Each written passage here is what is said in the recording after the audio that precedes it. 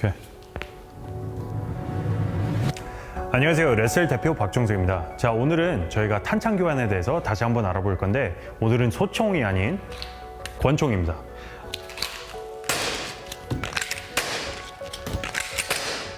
크게 다를 건 없어요. 어떻게 보면 원리가 똑같은데 단지 총 자체가 물리적으로 더 조그만하기 때문에 조금 다를 수는 있겠죠. 저번 영상에 말씀드렸다시피 탄창 교환은 전술 재장전 그리고 신속 재장전이 두 가지 있습니다. 오늘 사용할 권총도 저번 그 총 영상에 보셨다시피 글록 19인데 먼저 전술 재장전부터 보여드리도록 하겠습니다. 저번 영상에서 설명드리지 못했던 부분이 이 벨트를 보시면은 권총 탄창이 두 개가 있습니다. 좀 더 멀리 있는 게 있고 그리고 가까이 있는 게 있는데, 가까이 있는 거는 신속 재장전을 위해서 있다고 보시면 되고, 멀리 있는 거는 전술 재장전 같은 administrative reload 이럴 때 사용하는 탄창 파우치라고 보시면 될 것 같습니다.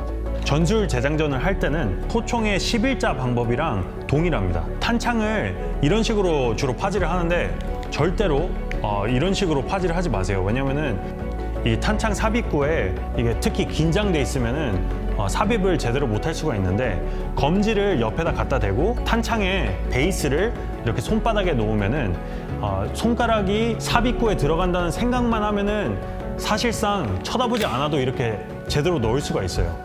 왜냐면은 사람이라는 게 hand-eye coordination, 제 눈이 어딘가를 바라봤을 때 어디를 가리키면은 정확하게 제 손가락이 따라가기 때문에 그 원리랑 똑같습니다.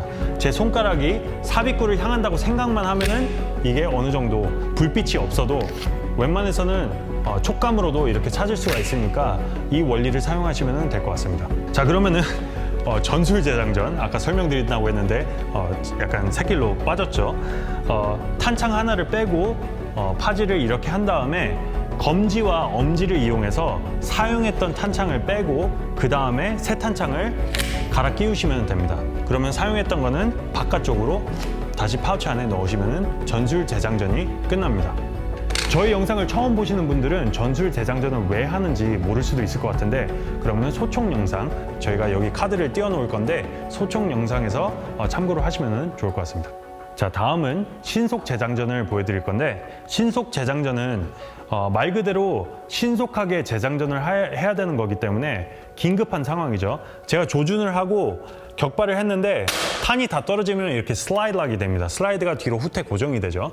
그러면은 탄창을 재빨리 빼고 그 다음에 아까 말씀드렸다시피 벨트에서 제일 가까운 파우치에서 탄창을 뺀 다음에 그 다음에 삽입을 하고 조준을 하는 동시에 슬라이드 멈치를 누르고 그 다음에 다시 조준한 다음에 격발을 하시면 됩니다.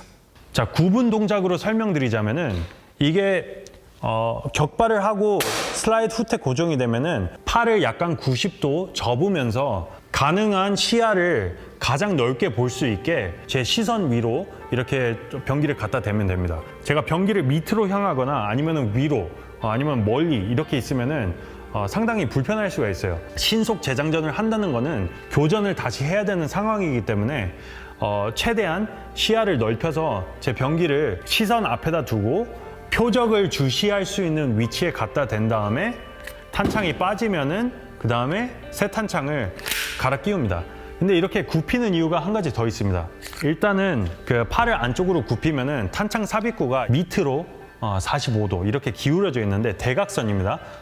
이게 보일는지는 모르겠지만 이런 식으로 선상이 이렇게 대각선으로 돼 있어요.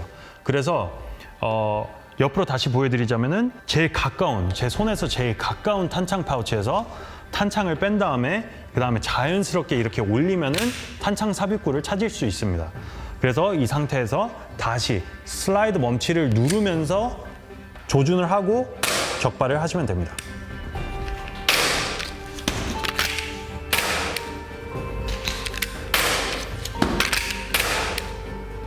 저번 탄창 교환 영상에 제가 댓글을 하나 읽었었는데, 제가 조준을 완벽하게 하지 않은 상태에서 이미 격발을 했다고 지적을 하신 분이 있어요. 맞습니다. 완벽하게 조준을 하지 않고 격발을 했습니다. 하지만 2012년도 FBI 통계를 보면은 웬만한 총격전은 3m에서 6m 안에서 이루어집니다. 그러면 제가 홀스터 안에서 권총을 빼고 완벽하게 조준을 한 다음에 가늠자 가늠쇠를 라인업하고 그 다음에 제 눈의 초점을 표적에 맞추고 나서 그 다음에 격발을 하면은 이미 늦었습니다. 미군에서 흔히 가르치는 건데 우달루프라는 게 존재합니다. OODA, Observe, Orient, Decide, and then Act. 네 가지 단계로 이루어진 프로세스가 있는데 위협을 인지를 하고 제 몸을 위협을 향해 돌린 다음에 판단을 하고 그 판단에 의해서 제가 대응을 하는 것입니다. 이 사이클을 누가 먼저 타느냐, 승부가 아니면은 생사가 걸려 있다는 것입니다. 일단 상상을 해보시면 돼요. 어떤 나쁜 사람이 총을 여러분들한테 겨누고 있다고 생각을 해보세요.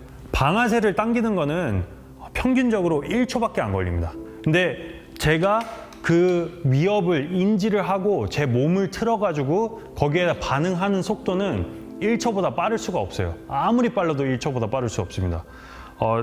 제가 인지를 하고 드라하는 것도 결국에는 1초 이상일 수가 있는데 그런 gamble, 그 도박을 하는 거는 안 좋습니다. Action is always faster than reaction. 행동은 항상 대응보다 빠릅니다. 반응보다 빠릅니다. 제가 홀스터 안에서 빼면서 이미 격발을 3-4번은 할 수 있는 상황이에요. 3-4발을 격발하고 나서 가늠쇠는 충분히 찾을 수 있는 거기 때문에 전혀 문제가 안 됩니다. 그래서 조준을 하지 않고 격발을 했다고 꼭 틀린 건 아닙니다. 세상에서 가장 편한 직업은 테러범이에요.